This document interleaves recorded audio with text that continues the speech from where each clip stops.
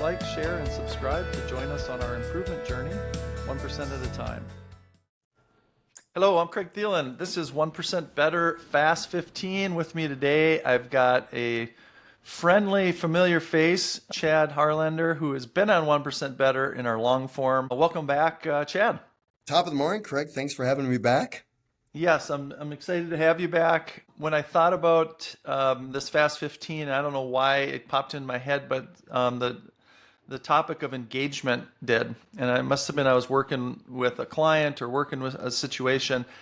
And you're my number one draft pick when it comes to engagement. So I first of appreciate all, that. we're going to go really fast here. Yeah. Just for those that haven't seen the previous episode, which I highly recommend people do if you want to go deeper on Chad and his background, as well as his partner, Chad Greenway, please watch that 1% Better. But just remind the folks what you do. Yeah, I'm the director of the REACH program in the Hutchinson School District. That's a program we started 19 years ago. We wanted to create a program that supported kids emotionally, socially, and or academically. And yeah, we're going on year 19. That program has taken off. We're in 46 schools across Minnesota, South Dakota, and down in Texas. That's awesome. So thank you for that. And that's the topic is engagement. So how do we get people engaged into a program, into a movement, into an objective, a collective group of people, of course, individuals? And I thought, what better example? So our audience and we live in the corporate world, right? Yeah. And so we call it org change management, and we have a process for it, and we're trying to shift people from whatever the current state to the future state is. But I thought, what a great example. I mean, if you had the toughest audience to try to change or try to control, it'd be kids, right? And you Yeah, work with right. kids of many, all ages, and some of them have some real tough challenges. And so I thought, let's use that as an example. So just generally speaking, so you alluded to this, but I want to hone in on it a little bit more. You've had phenomenal success. I mean, your day job is to do this for Hutchinson schools and to get kids, in a better place and, on a good path, feeling good about life. And so why don't we start there, and then we can talk about, kind of how you scaled it. But just when you got started 19 years ago, how did you try to get, and were able to get kids bought into this program? What were you trying to accomplish, and how did you get them engaged and get them participating?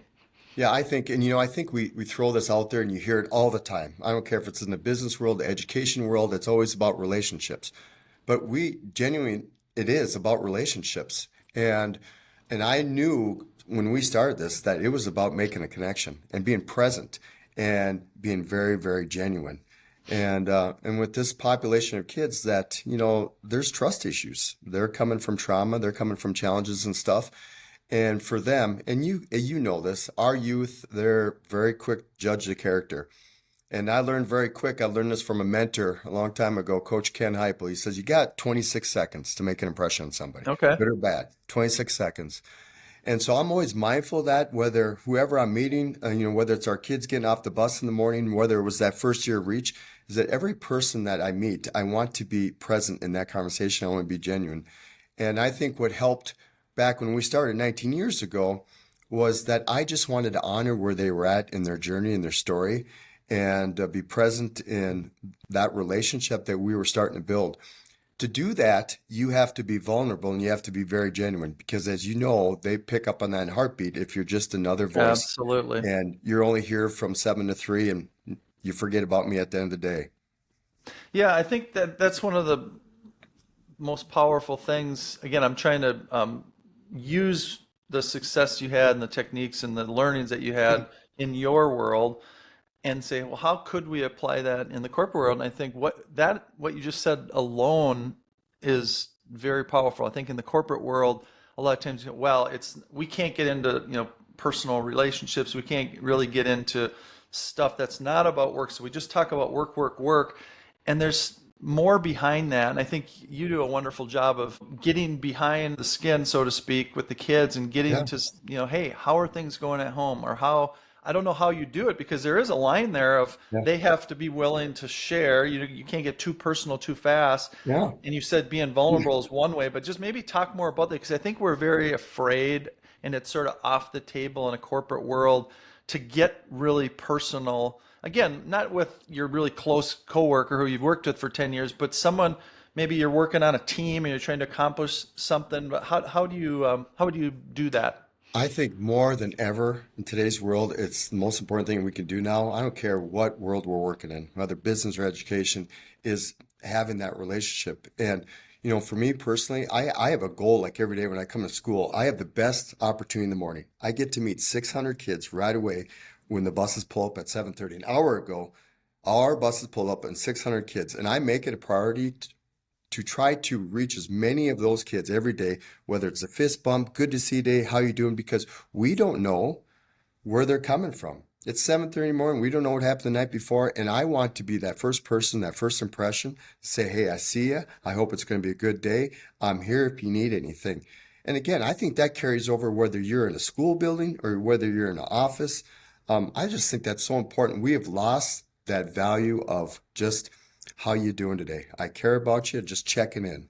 Give me the Yeah. good, the bad, the ugly. Yeah, I mean, I love that, Chad. And one thing I've seen you in, not just talking, but I've seen you in action, and it's very clear that you do care. And that there's a saying, people don't really care what you have to say until they know that you care. And so that I think that's really clear. And another thing that you do really well is that you make it personal. You don't just say, "Hey, buddy." High five, you're like, hey John, how are you? And I mean that's a skill set to be Yeah, able to remember, but I think you have to care first yeah, to want to remember their name, to want to get to know them, to want to do that. But it's a wonderful technique. And is that something that was just natural to you, or do you have to work on that? Because I mean, hundreds, thousands of kids yeah, now. Some of them are now out of college and in yeah, their career, and you still can yeah. talk to them from 10 years ago. So how do you do that? I go back to the role models I had in my life.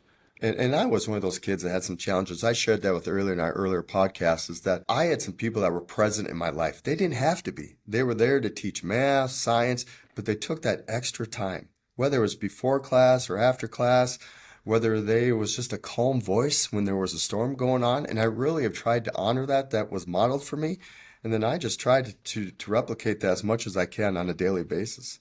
So I wish I could tell you I came up with something. I just want to know that everything that was given to me on those tough times during those years of adolescence, that I'm able to do that with our kids today.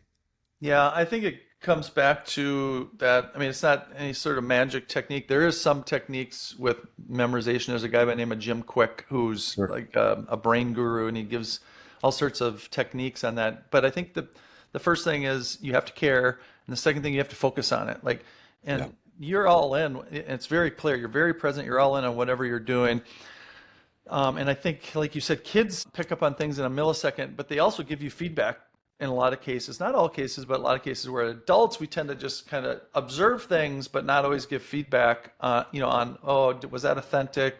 Do I Yeah. believe you? Is that real? But one thing I want to ask you about, because a lot of times the work in corporations is not so much the, one person at a time. I think that's incredibly effective. But sometimes the goal is to get groups of people. Could be a team of 10 or 15 or 20. It could be a department of hundreds, or it could be a whole area of thousands of employees. And we're trying to get them to shift to whatever it is we're trying to get them to shift to. So you've had this opportunity. You've taken what you have done personally Yeah. at Hutchinson schools, and then you've helped other schools. You said, I think, up to 46 different Yeah. schools.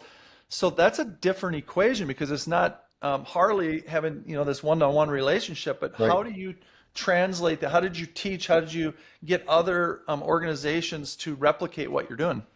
Yeah, I wish I had some big fancy answer, and I think I've shared this in the past, and this is just the way I'm wired.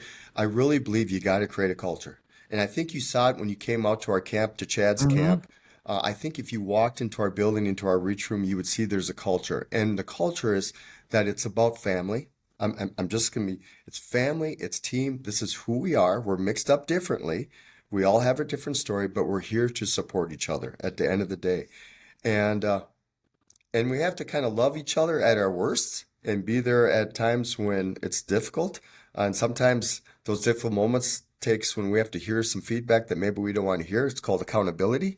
Hmm. But I think it goes back to what I started with is that culture. If you create that culture where it's safe, in here, when you come on our football field, our camp, it's safe. We're all in this together to get better. Or you walk into our classroom, it's safe in here. We're all here to grow as people. I think that's where you bring in the numbers and they start saying, hey, this person's got a story. This person's got a story. They're trying to get better. So am I. They're at different levels, but they're there to care for each other. And you have to create that.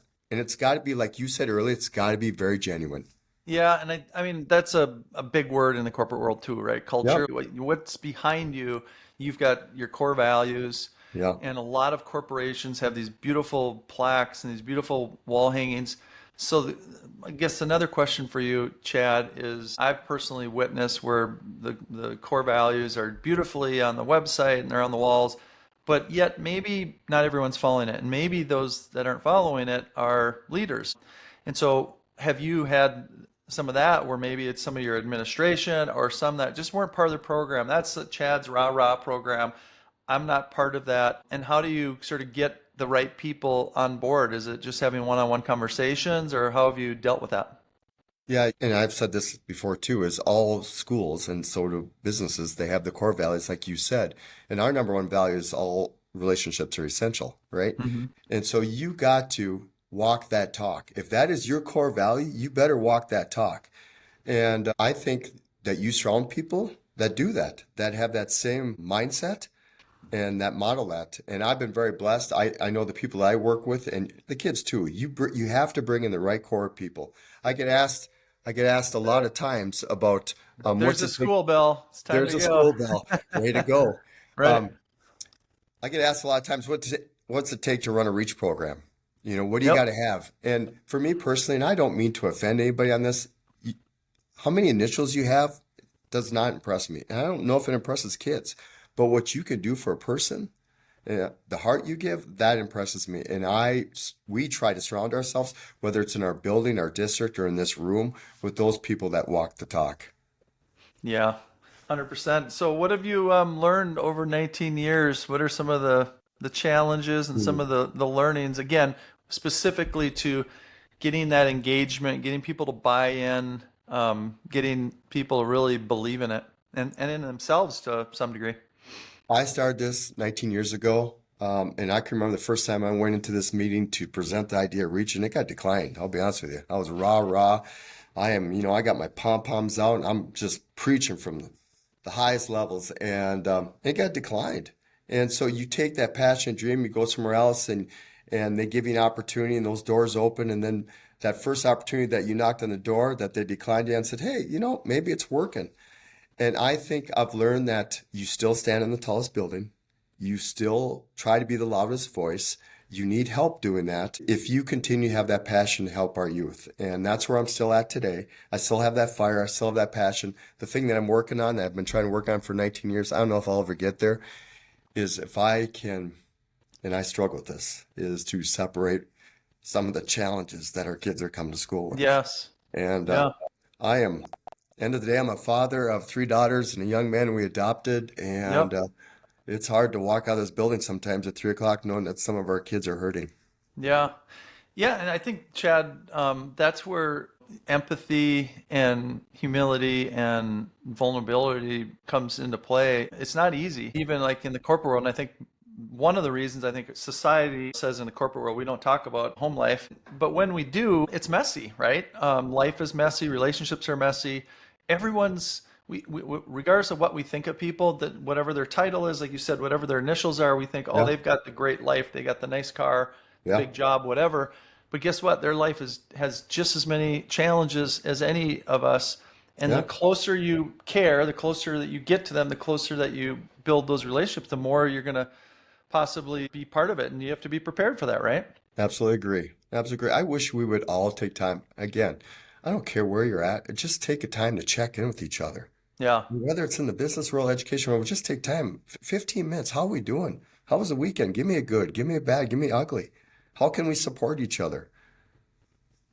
Yeah, I love it. There's so many, all of these lessons really and thinking really can apply to the corporate world. So I hope that this gives people some ideas, everyone that's kind of back in their office trying to drive a program, a project, a team, and Yeah. just gets a few clues. Any final thoughts here, Chad, as we wrap up Fast 15? Well, I appreciate it. The only thing I'd say is be present, and be genuine. Bring the juice every day. They're counting on us. Our youth is counting on us. Our coworkers are counting on us. And when you're having a bad day, be open about it. We're all vulnerable. We all have a story. Awesome. Thanks, Chad. Yeah, Appreciate it. thank you, Appreciate sir. you. Yep, Take have a care. good day. Please like, share, and subscribe to join us on our improvement journey, 1% at a time.